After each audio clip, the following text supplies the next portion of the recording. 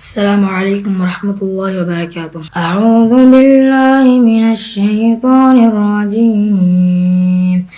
ولا يسأل حميم حميما يبصرونهم يود المجرم لو يفتدي من عذاب يومئذ ببنيه وصاحبته وأخيه وفصيلته التي تؤويه ومن في الأرض جميعا ثم ينجيه كلا إنها لظى نزاعة للشوى تدعو من أدبر وتولى وجمع فأوعى. அஸ்ஸலாமு அலைக்கும் வரஹ்மத்துல்லாஹி வபரகாத்துஹு. கண்ணியத்திற்குரியவர்களே, அல்லாஹ்வுடைய அருள் பொங்கும் இந்த ரமலானுடைய மாதத்தில் மேலும் நமக்கு பல்வேறு விதமான நன்மைகளையும் பாக்கியத்தையும் பெற்றுத்தரக்கூடிய அல் குர்ஆன் வசனங்களுக்கான விளக்க உரையை நாம் பார்க்க இருக்கிறோம். திருமறை குர்ஆனுடைய வசனங்களுக்கான விளக்க உரையை, விரிவுரையை நாம் பார்ப்பதின் மிக முக்கியமான நோக்கம் என்னவென்று சொன்னால்,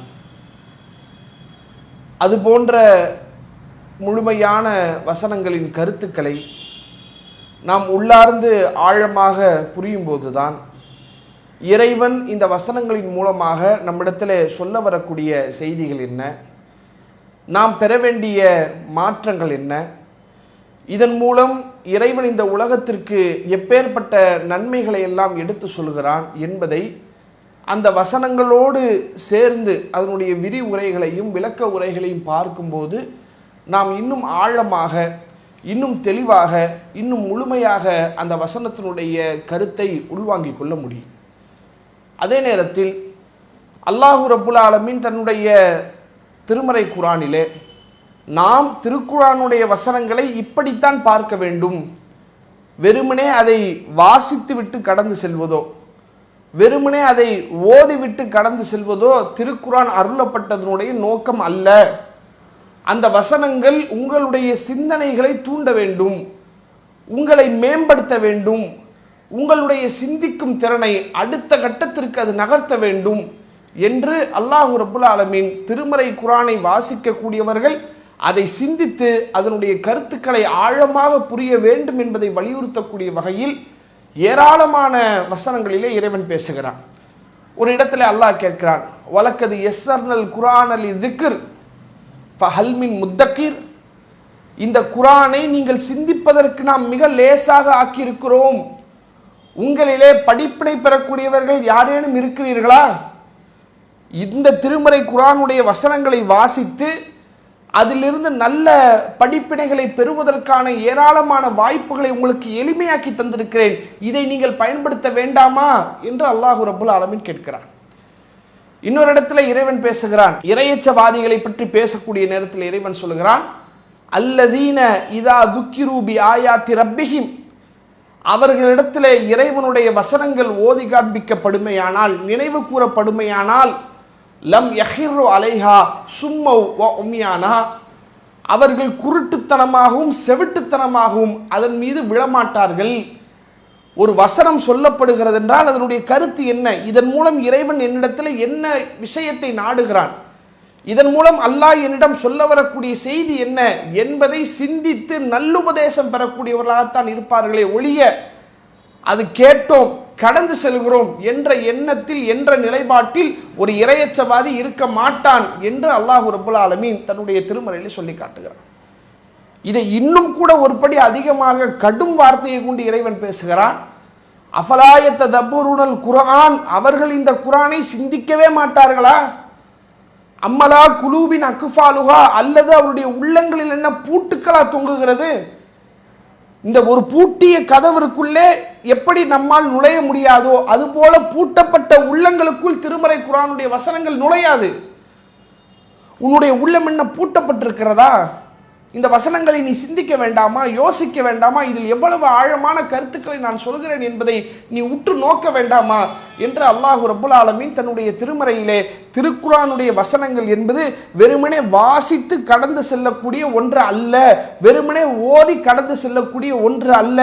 ஒவ்வொரு வசனங்களையும் நீ சிந்தித்து பார்த்தால், யோசித்து பார்த்தால் அதில் நீ பெற வேண்டிய பல்லாயிரக்கணக்கான பாடங்களையும் படிப்பினைகளையும் நல் உபதேசங்களையும் நான் நிறைத்து வைத்திருக்கிறேன் என்று அல்லாஹ் ரப்புல் ஆலமீன் இந்த வசனங்களின் மூலமாக திருமறை குர்ஆனுடைய வசனத்தை நாம் சிந்திக்க வேண்டும் என்று அல்லாஹ் ரப்புல் ஆலமீன் வலியுறுத்துகிறான். அப்ப அந்த சிந்தனையினுடைய ஒரு ஊற்று கண்ணாக, ஒரு வாய்ப்பாக திருக்குர்ஆனுடைய வசனத்தை நேரடியாக நம்முடைய சிந்தனையை கொண்டு சிந்திக்கக்கூடியதற்கு முன்பாக இந்த வசனத்திற்கு எப்படியெல்லாம் விளக்கங்கள் இருக்கிறது, ஒரு வசனத்திற்கு இன்னொரு வசனத்தின் மூலம் இறைவன் எப்படி விளக்கத்தை சொல்கிறான், அல்லது நபிகள் நாயகம் ஸல்லல்லாஹு அலைஹி வஸல்லம் அன்னவர்கள் இந்த வசனத்தை எப்பேற்பட்ட சூழ்நிலையில் நமக்கு சொன்னார்கள், நபிகள் நாயகம் ஸல்லல்லாஹு அலைஹி வஸல்லம் அன்னவர்கள் இந்த வசனம் குறித்து ஏதேனும் கூடுதல் விளக்கங்களை நமக்கு சொல்லி இருக்கிறார்களா என்பது போன்ற செய்திகளை நாம் தெரிந்து கொள்வது நம்முடைய சிந்தனையை தூண்டக்கூடிய வகையில் அமையும். அப்பேற்பட்ட செய்திகளைத்தான் இந்த திருக்குர்ஆன் விரிவுரை என்கிற இந்த ஒரு நிகழ்ச்சியின் வாயிலாக நாம் தொடர்ந்து பார்த்து கொண்டிருக்கிறோம். அந்த அடிப்படையில் இன்றைய தினம் சூரத்துல் மஆரிஜ் 70வது அத்தியாயத்தினுடைய 8வது வசனத்திலிருந்து நாம் ஒரு சில வசனங்களுக்கான விளக்கங்களை பார்க்க இருக்கிறோம். அதில் அல்லாஹ் ரப்புல் ஆலமீன் அந்த 8வது ஆயத்தில் இறைவன் பேசுகிறான். யௌம தக்கூனு சமாவு கல் முகுல், அந்நாளில், அந்நாள் என்றால் மறுமை நாள், அந்நாளில் தக்கூனு சமாவு கல் முகுல், வானம் உருக்கப்பட்ட உலோகத்தை போல மாறும்.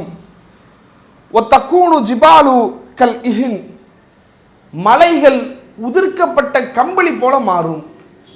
மறுமை நாள் தொடர்பான, அந்த மறுமை நாளிலே ஏற்படக்கூடிய நிகழ்வுகள் தொடர்பாக, அந்த நாளில் மனிதன் அந்த மறுமையை எப்படி பார்ப்பான், அதில் எப்பேற்பட்ட சூழ்நிலைகள் எல்லாம் ஏற்படும் என்பதை கடும் அச்சுறுத்தலோடு இந்த வசனங்களை எல்லாம் படிக்கும்போது அந்த மறுமை நாள் என்பது கற்பனைக்கு அப்பாற்பட்ட நெருக்கடியை, கற்பனைக்கு அப்பாற்பட்ட சிரமத்தை மனிதனுக்கு கொண்டு வந்து சேர்க்கக்கூடிய ஒரு நாள். அது சாதாரண நாள் அல்ல, அது படு பயங்கரமான ஒரு நாள் என்பதை நம்முடைய உள்ளத்திலே ஆணி அடித்தது போல் சொல்லக்கூடிய வசனங்களாக இந்த மஆரிஜுடைய அத்தியாயத்தினுடைய இந்த வசனங்கள்லாம் இருக்கிறது. அப்ப அந்த நாளை பற்றி அல்லாஹ் சொல்லும்போது அது எப்படி இருக்கும், அந்த மறுமை நாளுடைய காட்சி எப்படி இருக்கும் என்பதை இறைவன் சொல்கிறான். யௌம தக்கூனு சமாவு கல் முகுல், நீங்கள் பார்க்கக்கூடிய இந்த வானம் அது உருக்கப்பட்ட உலோகத்தை போல மாறிவிடும். வானம் என்பது எத்தனை பெரிய ஒரு உயர்ந்த உறுதியான திடமான ஒரு படைப்பு. சுப்ஹானல்லாஹ். அல்லாஹ் அடுத்து இன்னொன்னு சேர்த்து சொல்றான் பாருங்க, நீங்கள் பார்க்கக்கூடிய வானமும் சரி, நீங்கள் பார்க்கக்கூடிய மலையும் சரி. வானம் எப்படி ஒரு பிரம்மாண்டமான படைப்போ அதுபோல மலைகள் என்பது கடுமையான வலிமை உடைய ஒரு படைப்பு. குர்ஆன்ல இன்னொரு இடத்துல அல்லாஹ் சொல்லி காட்டுகிறான், இந்த மலைகளை முளைகளாக நாம் ஆக்கியிருக்கிறோம். எப்படி ஒரு பொருள், ஒரு செவுத்துல ஒரு ஆணி அடிக்கிறோம், ஒரு வால் கிளாக் மாற்றுறதுக்கு ஒரு ஆணி அடிக்கிறோம், அந்த ஆணி எப்படி அந்த வால் கிளாக்கை தாங்கி நிற்குதோ அது போல இந்த பூமிக்கு அடியில் இருக்கக்கூடிய தட்டுகள் அது ஒன்றோடு ஒன்று முட்டிவிடக்கூடாது, மோதிவிடக்கூடாது என்பதற்காக ஆங்காங்கே அல்லாஹ் மலைகளை வைத்து ஆணி எடுத்தார் போல் அடித்து வைத்திருக்கிறான். அந்த அடியில் இருக்கக்கூடிய தட்டுகள் ஒன்றோடு ஒன்று மோதி விடுமையானால் பூமி நிலை குலைந்து போய்விடும். அது நிலை குலைந்து போகக்கூடிய காட்சி எப்போது ஏற்படும்? அது மறுமை நாளில் ஏற்படும். ஏன்? அப்போதுதான் மலைகள் உதிர்க்கப்பட்ட பஞ்சுகளை போல பறந்துவிடும். இந்த ஆணி இருக்கிற வரையும் தாங்க அது ஸ்ட்ராங்கா ஒன்னோட ஒன்று உரசாம நிற்குது. இந்த ஆணியை எடுத்துட்டா அது ஆட்டோமேட்டிக்கா ஒன்றோடு ஒன்று சேர்ந்து பூமி சர்வநாசமாகிவிடும். அதைத்தான் அல்லாஹ் சொல்கிறான், அந்த மறுமை நாளில் வானம் என்பது உருக்கப்பட்ட உலோகத்தை போல, பூமியில நீ பார்த்து வியக்கக்கூடிய இந்த மலைகள் இருக்கிறதே அது உதிர்க்கப்பட்ட கம்பளியை போல காற்றிலே பறக்கும். மலைகள் இல்லாத பூமி கற்பனையே செய்ய முடியாத ஒரு நிகழ்வு.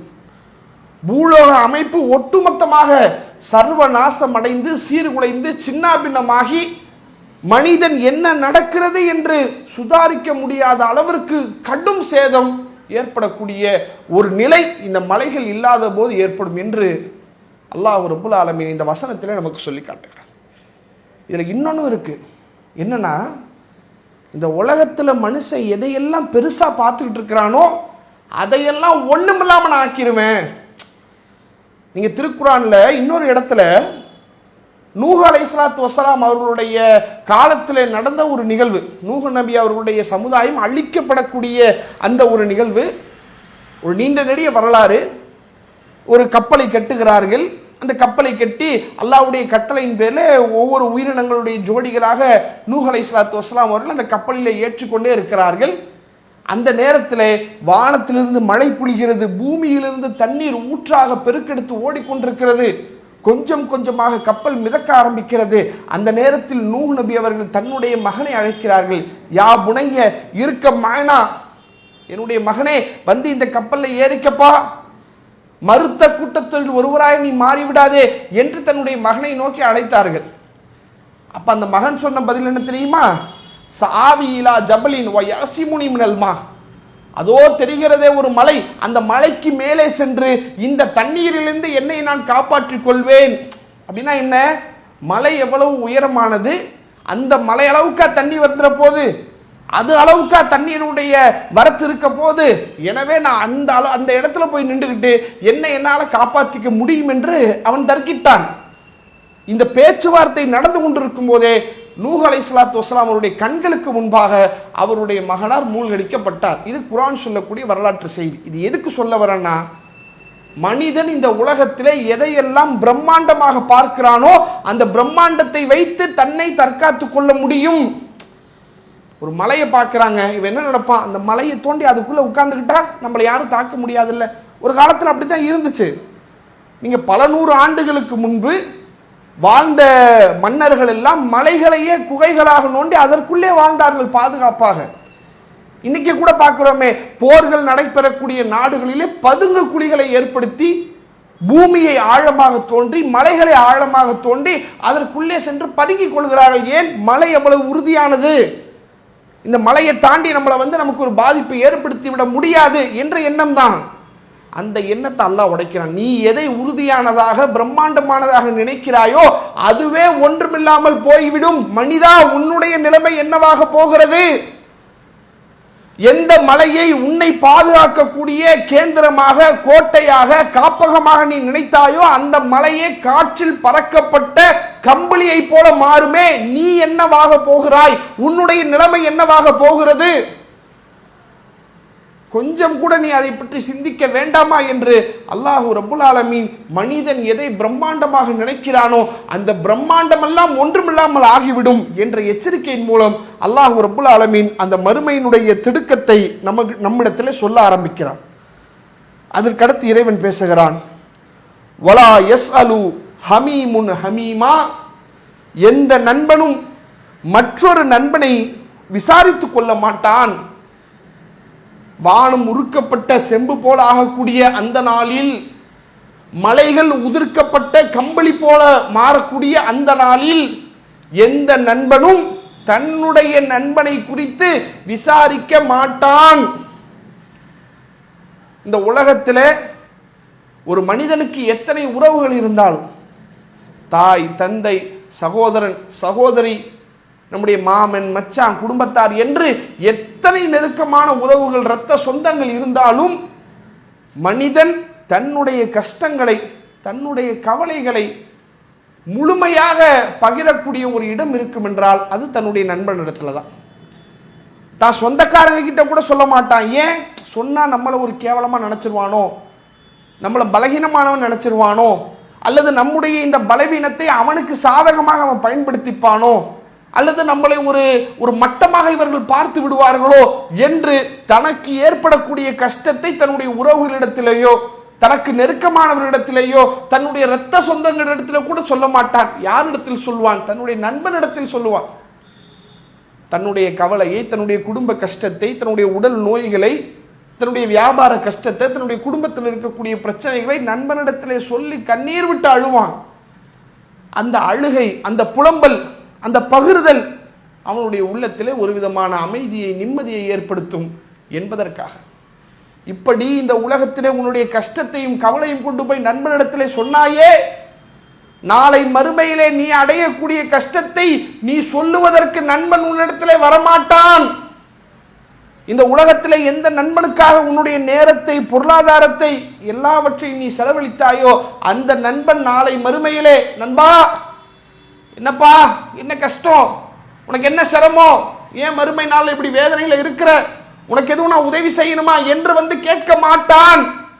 ஒவ்வொருவரும் சிதறி அடித்து விரண்டடித்து ஓடக்கூடிய ஒரு நாளாக இந்த உலகத்திலே எந்த நட்பை நீ உயர்வாக கருதினாயோ, எந்த நட்பிற்காக எல்லாவற்றையும் இழப்பதற்கு நீ தயாராக நின்றாயோ அந்த நட்பே நாளை மறுமையில் உன்னை கைவிட்டு விடும். அதுதான் நடக்க போகுது.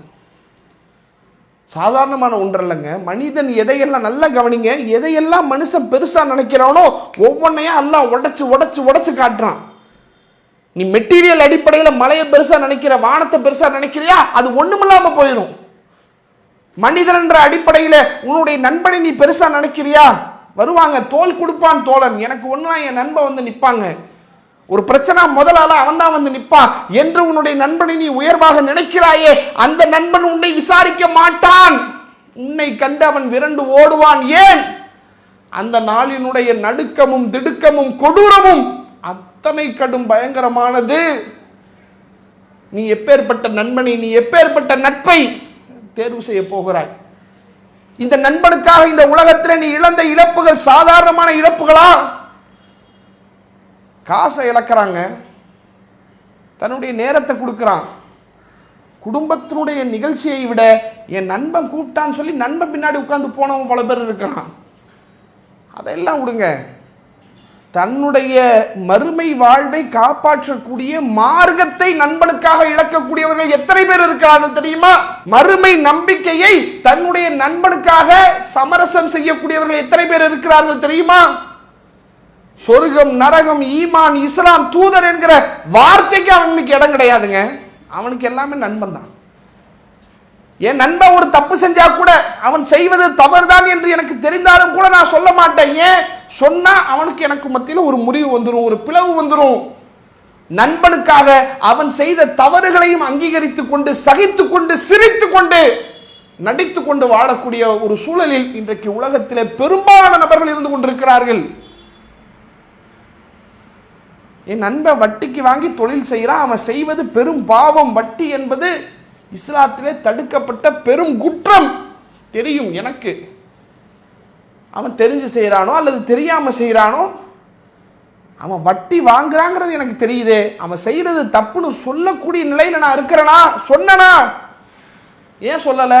இல்ல பாய், சொன்னா அவன் கோச்சுப்பான், சொன்னா ஒரு மாதிரி மூஞ்சி முகரையை காட்டுவான், தேவையில்லாத பிரச்சனை வரும். எதுக்கு?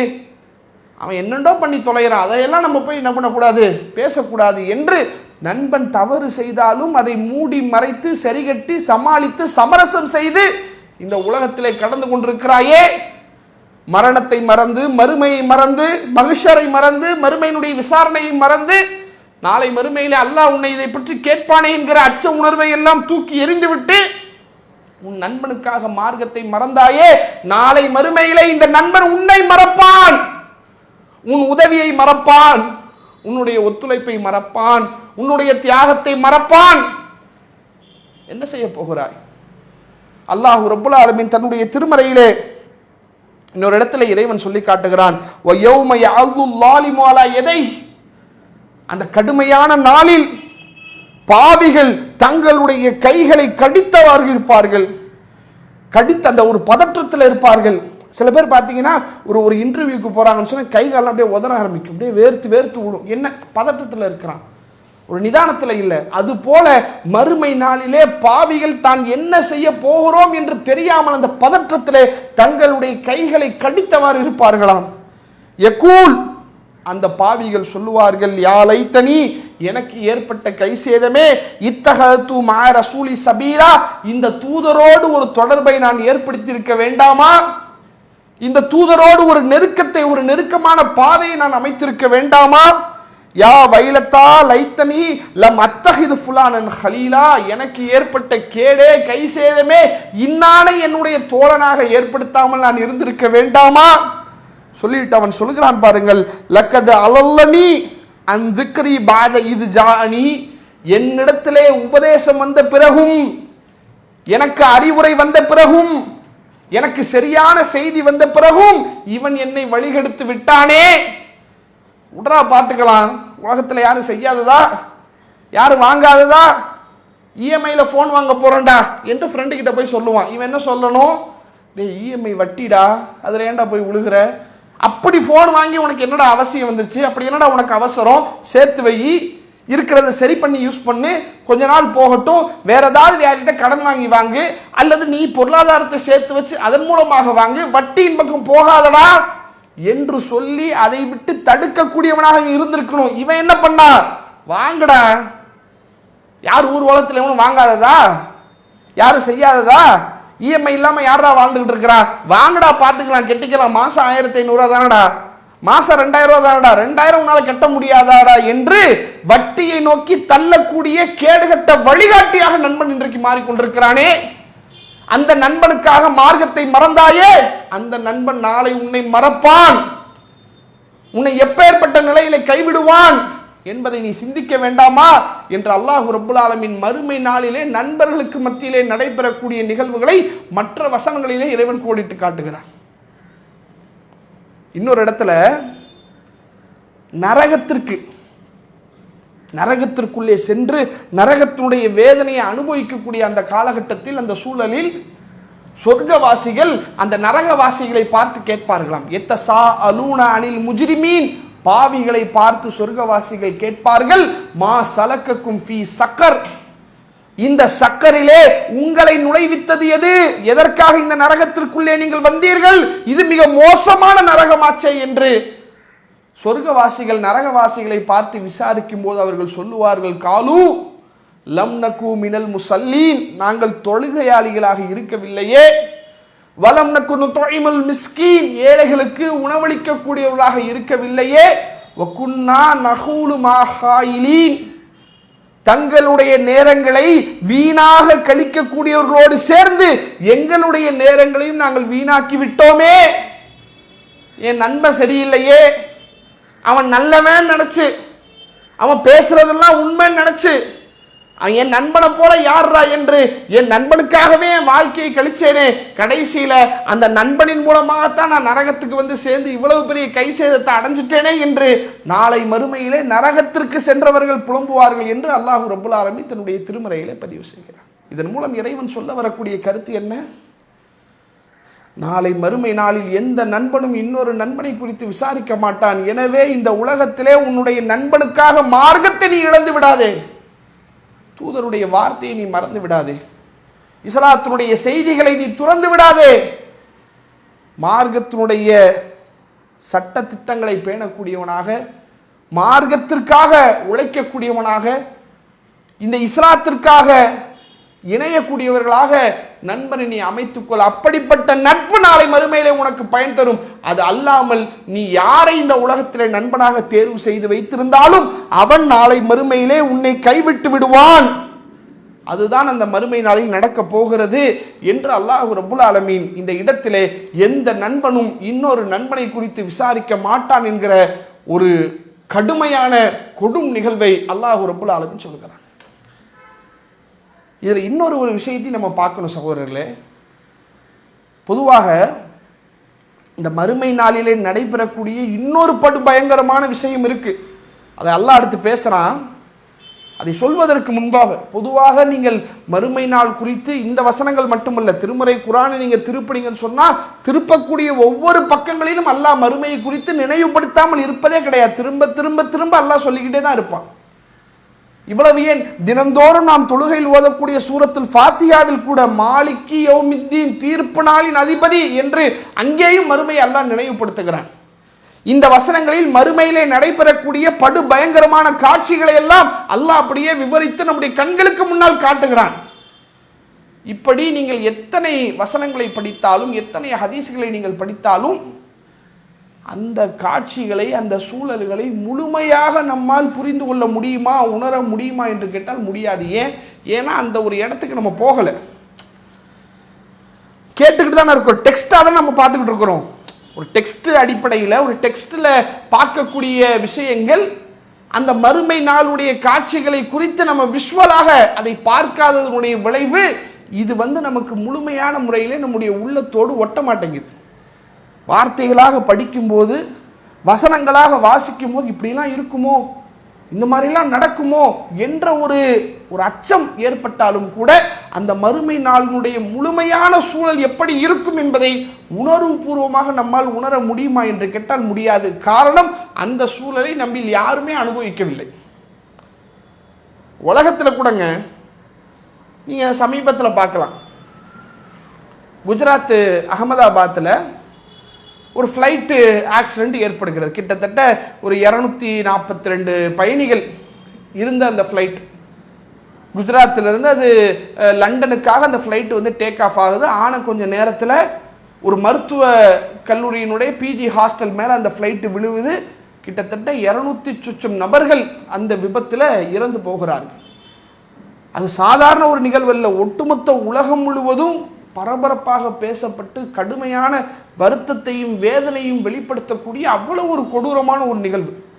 அந்த வீடியோ காட்சிகளை பார்க்கும்போது, அங்கே மக்கள் எழுப்பக்கூடிய அந்த சத்தங்களை கேட்கும்போது, அதில் நடந்திருக்கக்கூடிய நிகழ்வுகளை குறித்து செய்தித்தாள்களிலே அல்லது முகநூல்களிலே விவரிக்கும் போது நம்முடைய உள்ளத்திலே ஒரு விதமான கலக்கம், பய உணர்வு வருகிறது, கவலையும் வருகிறது. ஆனால் அந்த விபத்தில் ஒரே ஒரு நபர் மட்டும் உயிர் பிழைக்கிறார். ஃப்ளைட் விபத்து நடந்துச்சு இல்லைங்க, அந்த விபத்தில் ஒரே ஒரு நபர் மட்டும் உயிர் பிழைக்கிறார். அவர் மருத்துவமனையில் சேர்க்கப்பட்டிருக்கிறார். அவரிடத்துல கேட்குறாங்க என்ன நடந்துச்சு. அவர் கொஞ்சம் நிதானமாக தெளிவாக ஆன பிறகு கேட்குறாங்க என்ன நடந்துச்சு, என்ன விஷயம் என்று. அப்போது அவர் கண்ட அந்த காட்சிகளை அவரால் விவரித்து சொல்ல முடியல. மக்கள் எல்லாம் இறந்து போவதை என்னுடைய கண்களுக்கு முன்னால் நான் பார்த்தேன், அலறல் சத்தங்களை என்னுடைய காதால் நான் கேட்டேன். நம்ம கேட்டதுக்கும் அவர் கேட்டதுக்கும் எவ்வளோ வித்தியாசம். அந்த இடத்துல லைவ்ல இருந்தவர் இந்த காட்சிகளை எல்லாம், மக்களுடைய அலறல் சத்தம், அது மேலே போகிறது, கீழே வளருது, கீழே வருவது, ஒரு பில்டிங் மேலே விழுகிறது, அதையெல்லாம் அப்படியே பார்க்கும்போது அவருடைய உள்ளத்தில் வரக்கூடிய நடுக்கம் சாதாரணமான ஒன்றல்ல. சொல்லுவாங்கள, மரணத்தை பார்த்து விட்டு வந்து விட்டா அது போன்ற ஒரு காட்சியை, ஒரு உணர்வை அவர் அடைந்திருப்பார். அந்த உணர்வையும் இந்த காட்சிகளை குறித்த செய்திகளை கேள்விப்பட்டு நம்முடைய உள்ளத்தில் வரக்கூடிய உணர்வு ஒன்றா இருக்குமா? கண்டிப்பாக இருக்காது. அந்த காட்சிகளை பார்த்து அந்த சூழலிலே இருந்து அந்த வேதனைகளை அனுபவித்த ஒருவர் படக்கூடிய உணர்வுக்கும் அதை ஒரு செய்தியாக, ஒரு தகவலாக, ஒரு நியூஸாக கேட்கக்கூடிய நம்முடைய உணர்வுக்கு மத்தியில் பெருங்கொண்ட ஒரு வித்தியாசம் இருக்கும். தற்போது மறுமை தொடர்பான வசனங்களை, மறுமை தொடர்பான நிகழ்வுகளை கேட்கும் போது நமக்கு இந்த ஒரு நிலை தான் ஏற்படுகிறது. ஏன்னா நம்ம பார்க்கல, அந்த காட்சிகளை பார்க்கல, அந்த கொடூரத்தை, அந்த கொடுமையை அனுபவிக்கல. அதனால மறுமை தொடர்பான செய்திகள், அதனுடைய நிகழ்வுகள் நமக்கு ஒரு செய்தி என்ன உணர்வை ஏற்படுத்துமோ அந்த உணர்வை தான் ஏற்படுத்துகிறது. அல்லாஹ் ரப்புல் ஆலமீன் நாளை மறுமையிலே நடைபெறக்கூடிய இன்னொரு நிகழ்வுகளை சொல்லி காட்டுகிறான். கற்பனைக்கு அப்பாற்பட்ட நிகழ்வு. இப்படியெல்லாம் நடக்குமா என்று நீங்களும் நானும் நினைத்து கூட பார்க்க மாட்டோம். இந்த உலகத்தினுடைய நிகழ்வுகளை வைத்து, இந்த உலகத்தினுடைய சூழ்நிலைகளை வைத்து, இந்த உலகத்தில் நாம் பார்க்கக்கூடிய காட்சிகளை வைத்து இது போன்ற ஒரு நிகழ்வு நடப்பதற்கு வாய்ப்பே கிடையாது, இது நடக்கவே நடக்காதுங்க என்று நாம் நினைக்கக்கூடிய படு பயங்கரமான, கொடூரமான, கற்பனைக்கு அப்பாற்பட்ட மிக மோசமான நிகழ்வு நாளை மறுமையிலே நடைபெறும். அந்த நாளில் அந்த நிகழ்வை மனிதன் எப்படி பார்ப்பான்? அந்த காட்சிகளை பார்க்கும்போது, அந்த சூழ்நிலைகளை இருக்கும்போது மனிதனுடைய உள்ளமும் உணர்வும் எப்பேற்பட்ட ஒரு நிலைக்கு போகும் என்பதை அல்லாஹ் ரப்புல் ஆலமீன் அடுத்த வசனத்தில் சொல்கிறான். அந்த வசனம் என்ன, அதனுடைய விளக்கம் என்ன என்பதை இன்ஷா அல்லாஹ் நாளை தினத்தில் இதனுடைய தொடர்ச்சியாக அது குறித்து நாம் பார்க்கலாம். அஸ்ஸலாமு அலைக்கும் வரஹ்மத்துல்லாஹி வபரகாத்துஹு. அல்லாஹு அக்பர், அல்லாஹு அக்பர்.